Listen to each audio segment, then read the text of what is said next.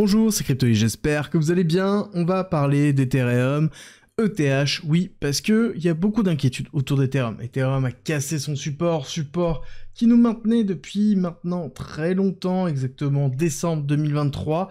On est en train de s'installer en dessous, alors certes c'est pas encore terminé sur le weekly, mais ça n'empêche que ça fait peur à beaucoup de monde.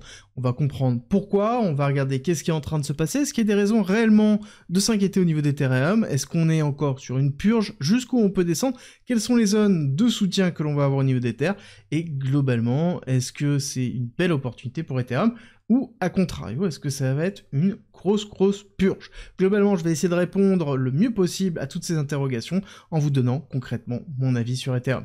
Et d'ailleurs, si jamais ce type de vidéo vous plaît, n'oubliez pas, likez et abonnez-vous, et on attaque tout de suite où on en est au niveau d'Ethereum. Alors Ethereum, je vais revenir rapidement sur ce que c'est, au cas où vous n'avez pas suivi, mais Ethereum, c'est la blockchain qui a instancié de la finance décentralisée et les smart contracts.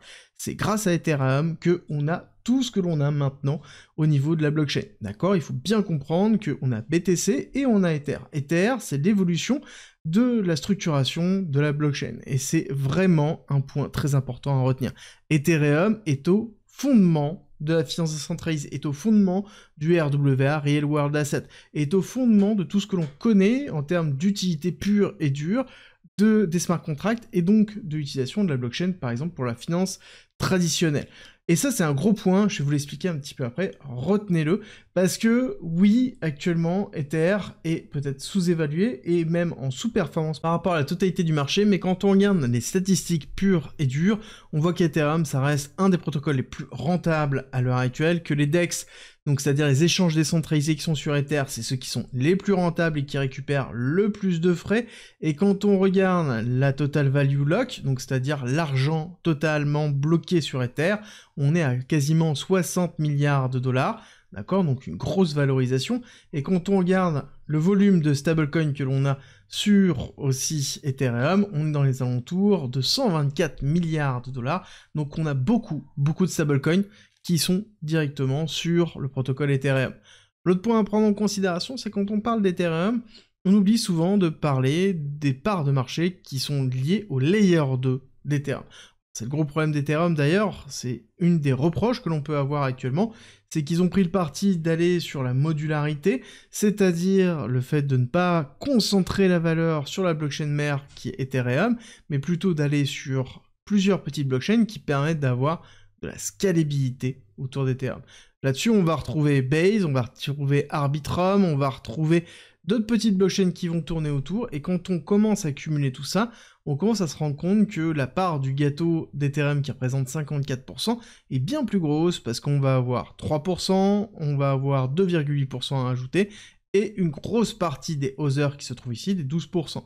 Donc globalement, on est supérieur à 60, je pense qu'on est dans les alentours de 65, voire 70% en termes de volume, ce qui est énorme quand on regarde la totalité du marché. Et quand on regarde les revenus que ça peut générer, il faut bien prendre conscience que Ethereum, c'est la sous-couche de la majeure partie de la valeur de l'ensemble des protocoles. Ça, c'est très important à retenir, parce que justement, quand on parle d'Ether, on parle aussi d'un outil, parce que c'est une blockchain, ça permet de faire des actions, de déployer des smart contracts.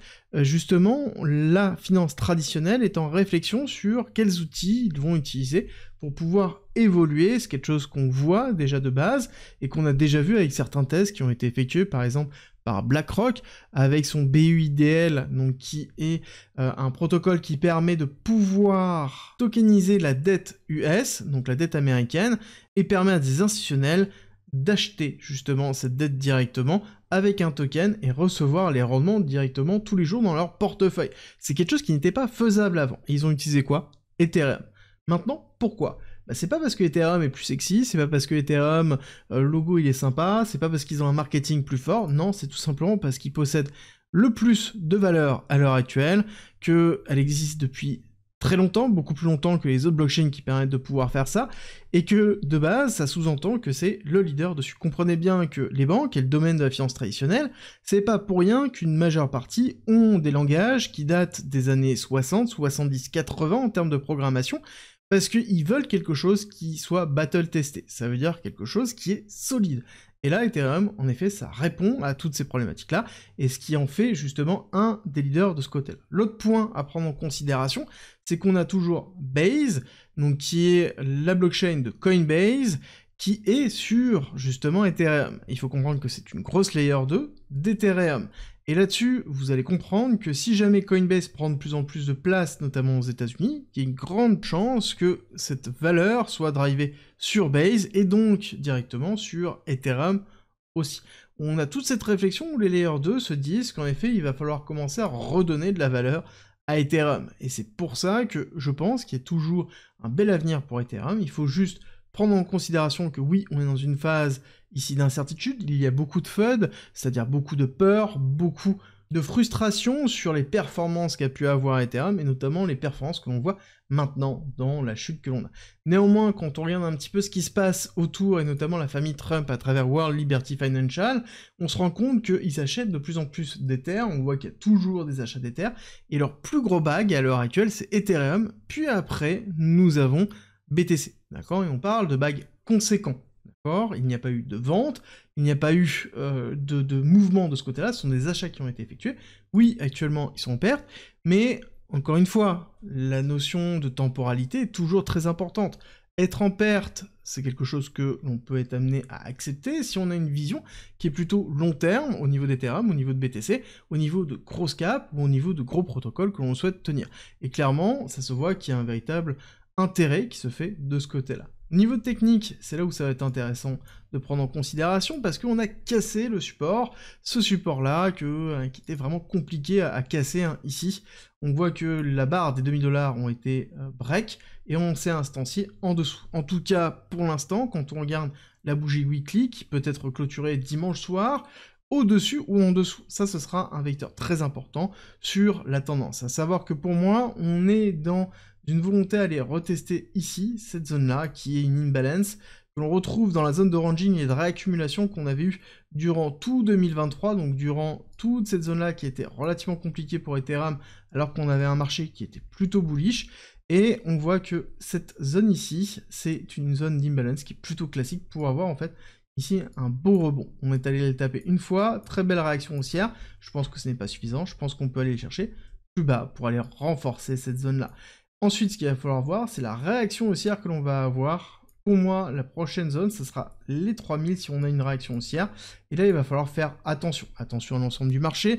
Est-ce que c'est un rebond sur la macroéconomie? Est-ce que c'est un rebond sur les cryptos? De quelle façon? Prendre un petit peu de recul, pas que sur Ether, mais sur l'ensemble du marché, pour comprendre est-ce que c'est un rechargement de vente, ou à contrario, quelque chose qui va être beaucoup plus bullish, avec une réinstanciation autour de 3000, pour aller retester plus bas et repartir sous une forme d'accélération. Pour moi, on est dans une zone vraiment importante ici, dans les alentours des 1900 jusqu'à potentiellement la chasse de liquidité qui se trouve ici, donc c'est-à-dire 1524, hein. Là on a toute la liquidité de la réaccumulation et de la petite réaccumulation ici, donc on a beaucoup de personnes qui sont en longue depuis ici, là, avec des SL qui se trouvent là, donc il y a un intérêt à aller chasser ça, surtout qu'on prend en considération que Ether, c'est la crypto qui est la plus utilisée en collatéral, c'est-à-dire que c'est la crypto qui est utilisée pour faire des prêts dans la finance décentralisée, et ça veut dire que c'est aussi la crypto qui est la plus liquidée quand on a des mouvements baissiers. C'est pour ça qu'on a eu un gros cluster de liquidation ici sur cette mèche-là, et qu'on pourrait très bien avoir encore une mèche de liquidation ici si on a un BTC qui s'enfonce.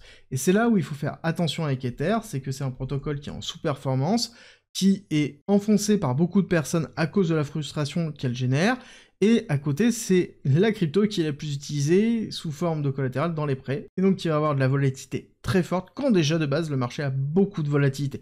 D'accord? C'est un vecteur d'amplification, et c'est pour ça qu'il va falloir surveiller justement Ether. Néanmoins pour moi, Ether reste le métronome de la altcoin season, donc ça va être à surveiller de près. À partir du moment où Ethereum va décoller, on aura la DeFi qui va décoller, et si la DeFi décolle, on aura une alt season très forte. Je sais que c'est compliqué maintenant de l'accepter, mais encore une fois, il faut dézoomer, prendre une perspective beaucoup plus grande. Après, là-dessus, on aura les personnes qui considèrent qu'on rentre en bear, d'autres qui considèrent qu'on est dans un retracement plutôt classique par rapport à ce qu'on a déjà connu. Si je prends un exemple d'Ethereum ici, on prend en considération qu'on a fait moins 61% sur le cycle de 2021, mai 2021, moins 61%, d'accord? Donc, on prend du recul, encore une fois, on est dans une zone, ok, on a cassé les 2000, on est en train de se diriger vers, globalement, les 1600. On a cette zone qu'il ne faut pas casser pour moi, ici la réaccumulation. Là, c'est très important d'aller faire une chasse de liquidité, ok, mais surtout de ne pas clôturer en weekly en dessous. Là, à ce moment-là, on aura certainement un bottom qui sera posé, quelque chose qui se restructurera à la hausse. Ether reste un protocole qui est solide, Ether a toujours de la liquidité, Ether est toujours rentable, et il n'y a rien de grave pour moi par rapport à ça, à part de la frustration générale sur les performances d'Ethereum sur 2024-2023. Je suis d'accord avec vous, néanmoins, peut-être que 2025 sera son année, ça va être à surveiller, et ça fait partie de ma vision. Ce sera tout pour cette vidéo, j'espère qu'elle vous a plu, n'oubliez pas, liker, partager si ça peut aider d'autres personnes, et abonnez-vous si vous voulez plus de ce type de vidéos, et on se retrouve très vite.